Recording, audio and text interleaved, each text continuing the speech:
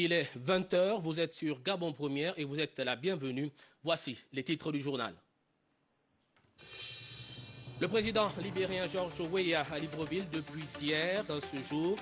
Il a été reçu en audience par son frère et ami Ali Bongo Ondimba au palais du bord de mer. En route pour des négociations entre la tutelle et les partenaires sociaux de Gabon Télévision. La grève vient d'être levée à Radio Gabon et Gabon Première. Le Fonds mondial crée ces plateformes des organisations de la société civile, un atelier qui a mobilisé les partenaires techniques et financiers. Madame, Monsieur, bonsoir. Je vous le disais en titre, audience à la présidence de la République. Le chef de l'État, Ali Bongo Ondimba, a reçu en audience son homologue et frère, Georges Mané Weah. Les discussions étaient centrées sur les questions de relations bilatérales. Le compte-rendu dans ce reportage, Priska Mouroula, Bartel Boisse. Au lendemain de son arrivée en République gabonaise, le chef de l'État libérien, Georges Mané Weah, fait son entrée au palais du bord de mer. Reçu par son homologue Ali Bongo Ondimba, les retrouvailles entre les deux personnalités sont chaleureuses, indicateur de la qualité des liens d'amitié qui existent entre le numéro 1 gabonais et son hôte. La rencontre entre les deux hommes d'État a abouti à une audience élargie aux proches collaborateurs.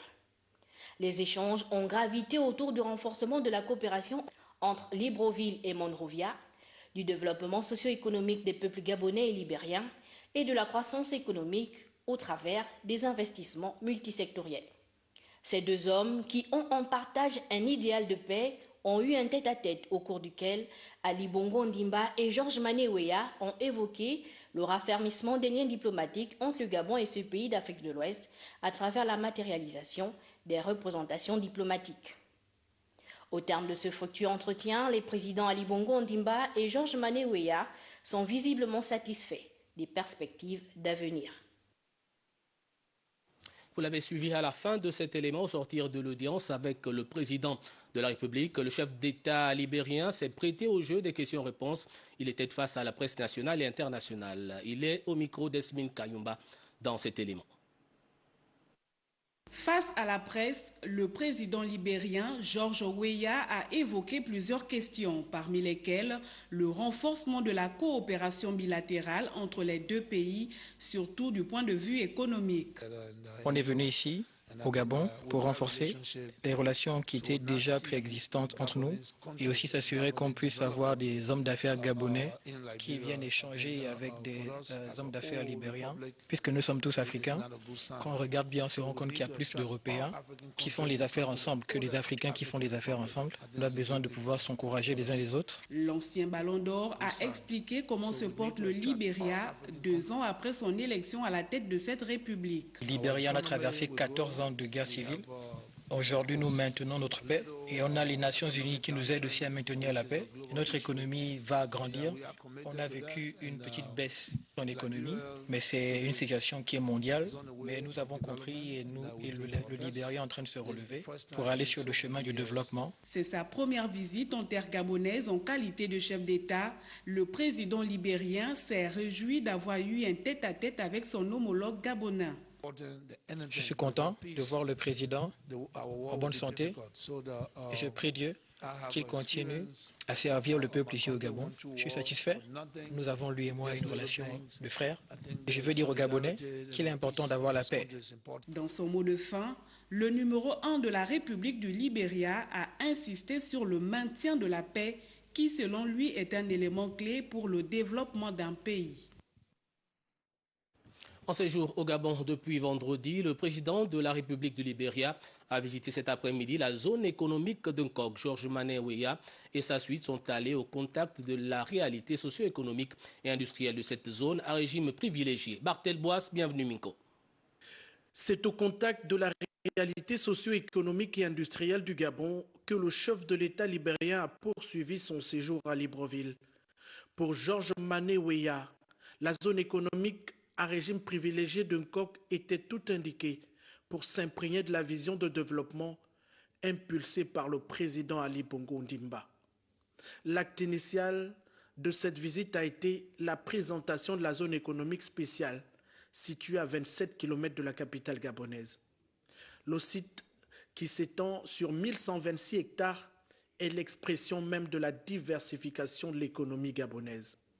Le parcours de cet espace où sont implantés 143 investisseurs est une odyssée, une véritable découverte pour le président Georges Mané Weah et sa suite.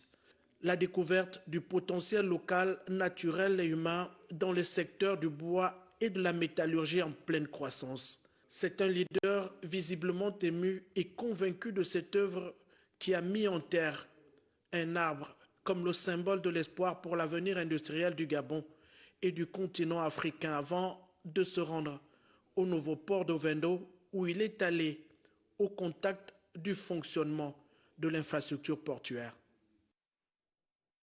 Direction le Parlement à présent, Denise Mekamne et Didi, le ministre des Relations avec les institutions constitutionnelles et les autorités administratives indépendantes, étaient ce matin à l'Assemblée nationale à l'initiative de la Commission des lois défendre le projet de loi portant modification de certaines dispositions relatives à la création du Conseil national de la démocratie. Judas Floro-Dembe, le point. Le ministre en charge des relations avec les institutions constitutionnelles et les autorités administratives indépendantes a soumis pour examen et adoption aux honorables députés de la Commission des lois, des affaires administratives et des droits de l'homme le projet de loi portant modification de certaines dispositions de la loi portant création du Conseil national de la démocratie.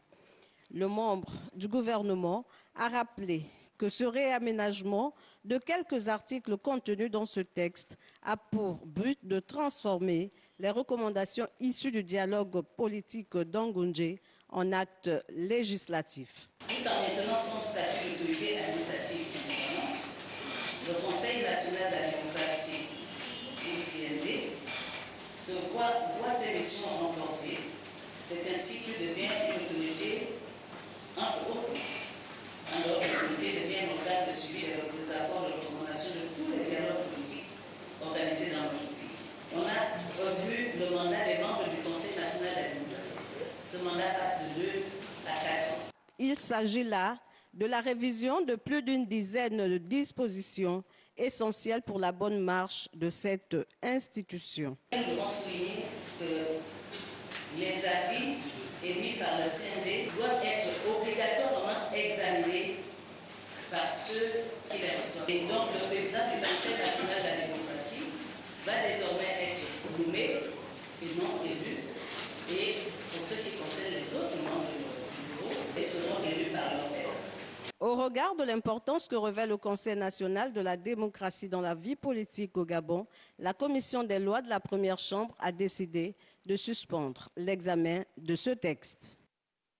On parle à présent de la maison Georges Rawiri. Après avoir pris ses fonctions sur fond de revendications, les syndicats qui réclament la lumière sur la répartition de la redevance audiovisuelle et cinématographique. Le nouveau directeur général de Gabon Télévision, Sylvain Abessolo, a montré le cap face à l'assistance.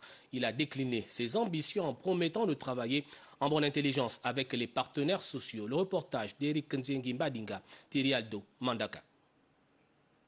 Journaliste principal et émérite, l'expression est des grands mérites. L'homme a un parcours élogieux. Il a été formé au prestigieux CESTI, le Centre d'études en sciences et techniques de l'information de l'Université Cheikh Anta Diop de Dakar. Son curriculum vitae est à la dimension de son ambition de transformer Gabon Télévision. Ma carrière a commencé très tôt, à l'âge de 25 ans, sorti de l'une des écoles les plus prestigieuses du continent, le CESTI de Dakar. Beaucoup de mes collègues sont là, avec qui nous avons fait les humanités. La soif de connaissance, d'apprentissage et de recyclage va me conduire 10 ans après dans l'Hexagone, notamment dans une autre célèbre université datant du XVIIIe siècle, l'IFP, l'Institut français de presse. Cette carrière par la suite va se dérouler sans aucun hiatus. Présidence de la République comme conseiller spécial du président Omar Bongo Ondimba, la diplomatie aux affaires étrangères en tant que conseiller et porte-parole de ce département. Et enfin récemment la primature comme conseiller chef des départements communication et nouvelles technologies. Le nouveau directeur général est à l'écoute de ses collaborateurs. Chacun doit apporter sa pierre à l'édifice Gabon Télévision. Par ailleurs, il est porté à l'attention des agents de la direction des actualités télévisées de Gabon Télévision que le directeur général présidera une importante réunion le lundi 14 octobre 2019 à 15h à l'auditorium de la maison Georges Raouri. La présence de tous est vivement souhaitée. Pour sa part, le ministre de la Communication, de l'économie numérique, Rigobert Ikamboya Ndeka, a rencontré les partenaires sociaux du secteur relevant de son administration. Objectif, mise en place d'une commission devant travailler pour l'élaboration d'un document juridique à base duquel l'ARAC, redevance audiovisuelle et cinématographique, sera gérée. Le reportage de Frédéric Yendamukula et Hervé Digue. La rencontre dirigée par le ministre Rigobert Ikamboya Ndeka aura constitué un cadre de consensus lui permettant sans équivoque de lancer officiellement le début des travaux de la commission tripartite, tutelle, responsable des médias et partenaires sociaux pour une gestion rationnelle et transparente de la redevance audiovisuelle et cinématographique.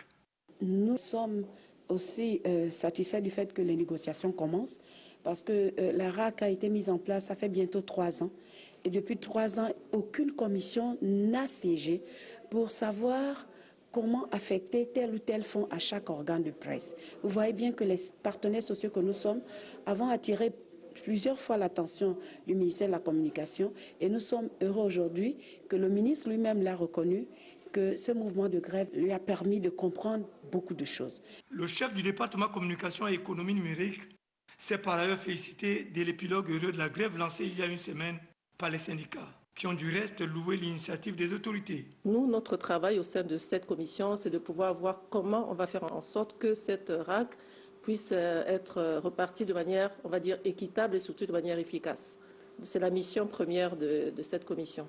Les assises qui débutent imminemment constituent, à n'en point douter, le fondement d'un cadre de concertation permanente entre l'administration et les partenaires sociaux, une première dans l'histoire du secteur de la communication. On parle à présent du volet éducation de cette édition d'information. Suite à la grève des enseignants depuis juin 2019, les responsables de la tutelle et ceux du cercle de réflexion des différents départements de l'université Omar Bongo appellent les étudiants au calme en appelant les enseignants à reprendre le cours. Le constat d'Annick Onkassa et Tanguy Tsaka. Attendons qu'une seule chose, qui est véritablement des décisions prises en faveur du bien-être des enseignants-chercheurs. C'est l'enjeu de la présente grève. Un piquet de grève difficile à déboulonner. Les enseignants de l'université Omar Bongo revendiquent des meilleures conditions de travail. Depuis juin 2019, ces derniers observent un mouvement d'humeur qui paralyse l'activité pédagogique au sein de cet établissement. Nous voulons apprendre. Nous interpellons le Premier ministre du gouvernement, le président de la République, à résoudre les problèmes des enseignants de l'université Omar Bongo afin que nous reprenions les cours. Nous vous supplions de bien vouloir mettre un peu d'eau dans votre vin en allant à la table de négociation avec le gouvernement afin de trouver une sortie favorable à cette crise. Interruption des soutenances, arrêt des cours et des évaluations dans près de 90% des départements sont en haute conséquence liées à cette grève. Les étudiants qui ont déjà perçu 12 mois de bourse ne vont pas percevoir leur bourse le 10 octobre, ainsi que les étudiants qui ont déjà un échec conformément au texte en vigueur. Et l'ANBG a pris cette décision, c'est tout simplement parce que nous avons les grèves répétitives au sein de notre campus. Les autorités universitaires ne pourront pas mettre à disposition les procès-verbaux à l'ANBG à temps. C'est dans ce contexte explosif que les appels à la sérénité et au calme se sont multipliés. Les derniers en date ont été émis par les responsables de la mutuelle et par ceux du cercle de réflexion des différents départements de l'université Omar Bongo.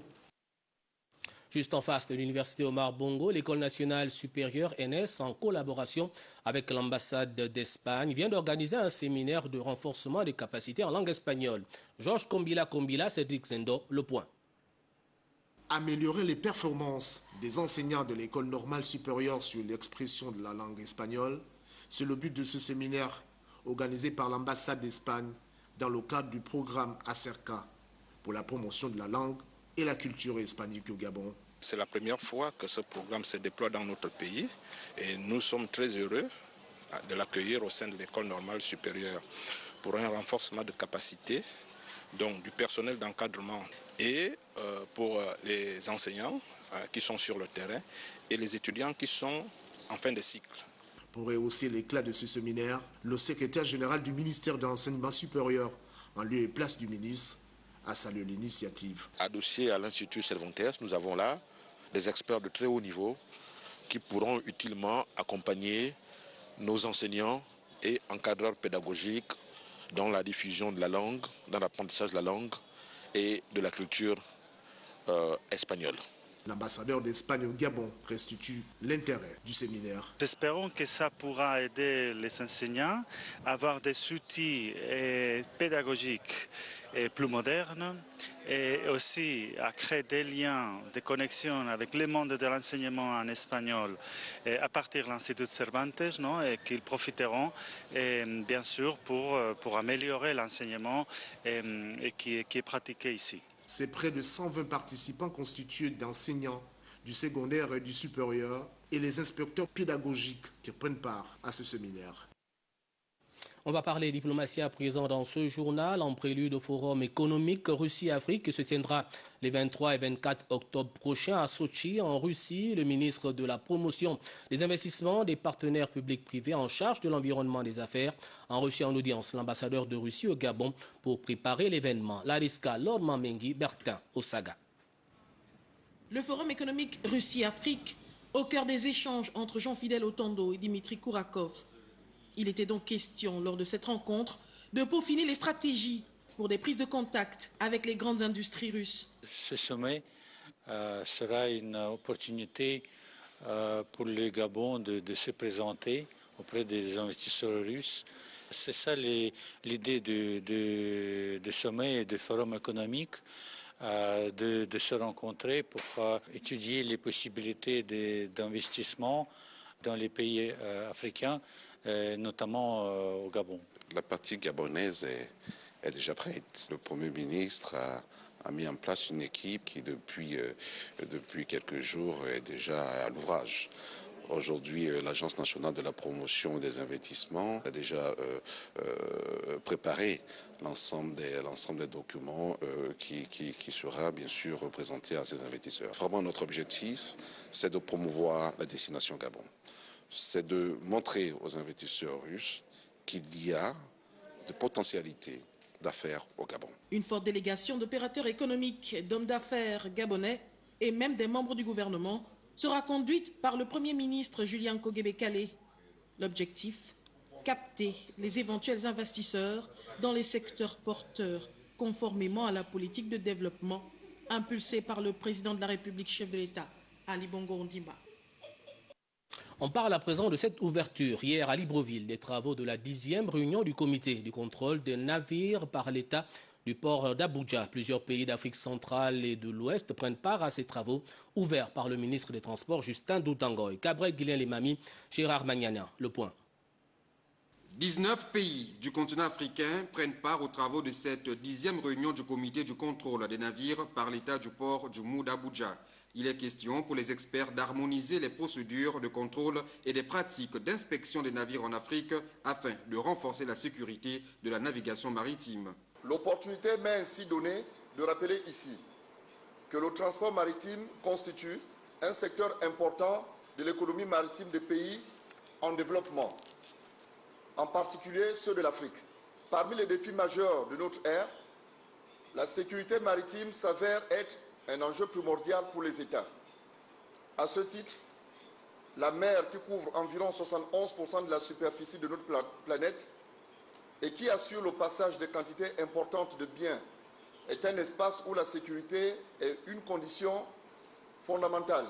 La protection de l'environnement, la prévention des pollutions marines, le respect des conditions de travail à bord des navires sont autant des préoccupations qui seront abordées par les participants.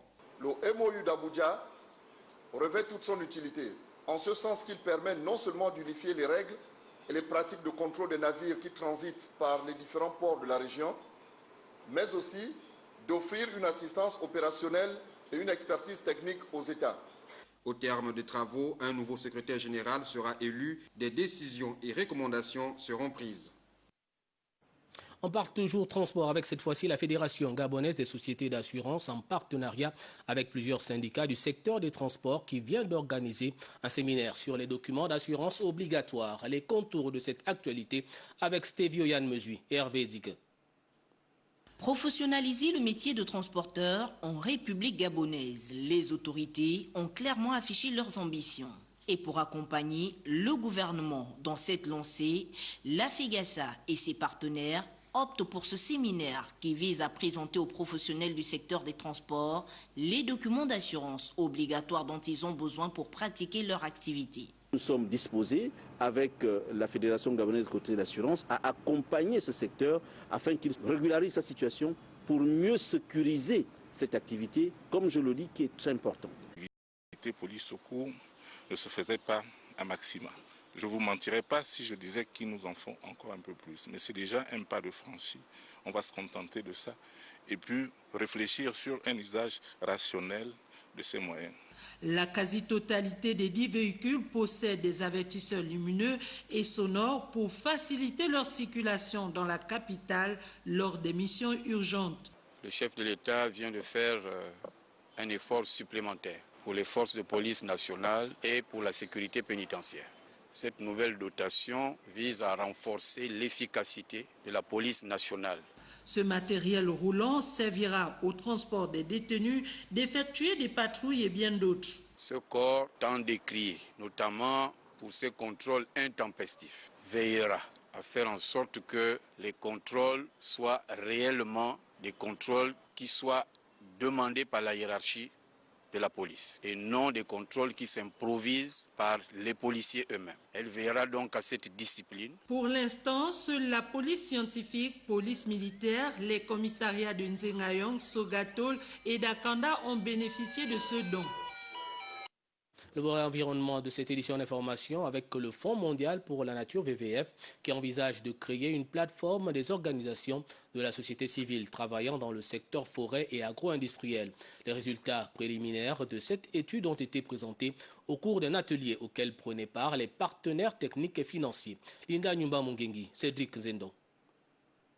Selon les résultats préliminaires de l'étude réalisée par le Fonds mondial pour la nature, le non-accès au financement, les problèmes organisationnels et stratégiques, le manque de formation et de communication sur les activités menées sont entre autres les difficultés auxquelles sont confrontées une quinzaine d'organisations de la société civile œuvrant dans l'agro-industrie et les forêts au Gabon.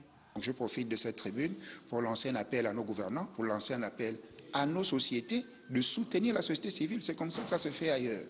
Nous demandons un projet de former ces OSC à acquérir des stratégies, parce que vous savez que quand une entreprise n'a pas de stratégie pour l'avenir, elle finit par mourir. Un certain nombre d'actions devraient être entreprises par le VVF et les partenaires techniques et financiers pour une société civile engagée. Certes, nous allons appuyer, renforcer les capacités en termes de financement, de capacité de plaidoyer, de mobilisation des ressources des ONG nationales, mais parallèlement à cela, il nous faut repenser la façon dont la société gabonaise peut être amenée à participer activement aux questions qui concernent leur propre bien-être et des différents choix de politique économique. L'étude sur la cartographie des OSC nationales et locales impliquées dans le développement durable au Gabon a été cofinancée par l'Agence française de développement. Son objectif vise également la promotion des meilleures pratiques issues des certifications RSPO et FSC. Actualité à l'intérieur du pays, nous allons dans le Grand Nord où le Congrès des agents publics, parapublics et privés de l'État entendait CAP s'est entretenu avec la notabilité de la ville d'Oyem sur l'idée d'un dialogue ou réconciliation nationale. Les échanges sans langue de bois se sont déroulés à la salle de réunion de la mairie d'Oyem. Envoyés spéciaux Arnaud Babekoum, Alexandre Kogué. La déclaration du CAP, Congrès des agents publics, parapublics et privés de l'État, sur fond des prémices d'une crise politico-sociale, voire économique, lue par Lambert Ndong, secrétaire général de cette confédération syndicale, suivi de l'exposé des conséquences néfastes qui en découlent par Aloïse Mboumbine, ont permis à l'assistance composée essentiellement des auxiliaires de commandement et notables d'OIM de mieux appréhender la voie du dialogue et de la réconciliation nationale que souhaite le CAP. Il faut que les partis politiques, la société civile et les notables s'asseyent pour dire que maintenant, qu'est-ce qu'il faut faire. C'est au cours de ces ateliers qu'ils peuvent maintenant trouver des solutions sur chaque secteur de la crise. Des retrouvailles futures au cours desquelles la notabilité d'OIM souhaite voir certaines questions abordées. Je souhaiterais qu'il y ait la révision de la Constitution. D'un côté, le régime présidentiel, de l'autre côté, le régime parlementaire. Pour les deux parties, cette tribune de dialogue ou de réconciliation nationale permettrait aux acteurs de tous bords de poser sans complaisance les bases d'un Gabon nouveau empreint d'équité. Du nord, nous allons au sud-est du pays où le deuxième siège, c'est-à-dire le député du deuxième siège de la Lébombi-Leyou, Hervé Patrick Opiamba, vient d'entretenir les populations de sa circonscription politique sur l'activité parlementaire tenue lors de la session dite des lois. Rodolphe Mokambiboma, reportage. Devant un auditoire composé essentiellement des populations du deuxième siège du département de la Lébombi-Leyou, le député Hervé Patrick Opianga fait le compte-rendu de la première session ordinaire de la première chambre du Parlement. C'est aussi l'occasion de sensibiliser les populations par rapport au fléau qui mine notre société, donc notre commune. La paupérisation, le manque de travail, les attentes des populations vis-à-vis de l'État, vis-à-vis du politique, vis-à-vis des décideurs. C'est de rassurer, c'est de fixer le cap et de cultiver aussi la patience, la communication, l'entraide et de réorienter les populations vers des métiers accessibles tels que l'agriculture, l'élevage. 15 textes de loi ont été adoptés sur les 22 soumis à l'Assemblée nationale durant cette session dite des lois. Pour Hervé Patrick Opianga, cet exercice de compte-rendu, le premier de son mandat, est une activité plus qu'exaltante. Avant la première session, je n'ai jamais été à l'Assemblée nationale. C'est ce que j'ai exprimé, que c'est une autre école, c'est un autre apprentissage et que nous sommes là-bas pour voter les lois, pour contrôler l'action gouvernementale, interpeller, mais en même temps que le député n'est pas celui qui se substitue au fonctionnement de l'État ou à l'État tout court. Cet exercice, le député Hervé Patrick Opianga promet de le renouveler à la fin de chaque session ordinaire, toujours dans le même objectif, expliquer aux populations l'action régulière du Parlement. Retour à Libreville pour parler de ce point de presse ce matin tenu par le mouvement Agir pour le développement du Gabon. Principal point évoqué, la restitution du message du président de la République au terme de la tournée nationale du directeur de cabinet du chef de l'État. Charles Obamondo, Medarengeng, reportage. Clarifier davantage le message du chef de l'État au terme d'un périple qui aura conduit son directeur de cabinet à travers l'ensemble du territoire, tel était l'objet de ce point de presse tenu par le mouvement Agir pour le développement du Gabon. Le mouvement Agir pour le développement du Gabon constate avec vive émotion la bonne santé du président de la République à travers sa présence surprise lors de la délivrance de son message par son messager, le directeur de cabinet du président de la République, au stade de Nzanyong, dans le 6e arrondissement de la commune de Libreville, le 6 octobre 2019. De ce constat, le MAD Gabon réaffirme la présence du président de la République aux commandes à travers la stabilité de l'ensemble des institutions. Et le MAD Gabon ne pouvait que se réjouir de cette nouvelle posture, ceci au bénéfice des populations gabonaises. Cela signifie que les plaintes des populations gabonaises sont directement entendues et prises en compte par le président de la République et ainsi pouvoir agir contre certains indélicats qui ne servent pas le peuple gabonais et se servent eux-mêmes. Un travail titanesque qui reste à parfaire et qui nécessite un nouvel engagement. Le MAD Gabon apprécie la satisfaction des populations et réaffirme sa confiance au projet de société du président de la République, le PSG. Créé en 2018, ce mouvement se fixe effectivement pour ambition première le soutien de la politique du chef de l'État, Ali Bongo Ndimba. L'association Naissance sur la Lolo Bouengidi vient de voler au secours des élèves de Koulamoutou en procédant récemment à la remise des bourses scolaires aux apprenants. Compte rendu de Constant Ondomba.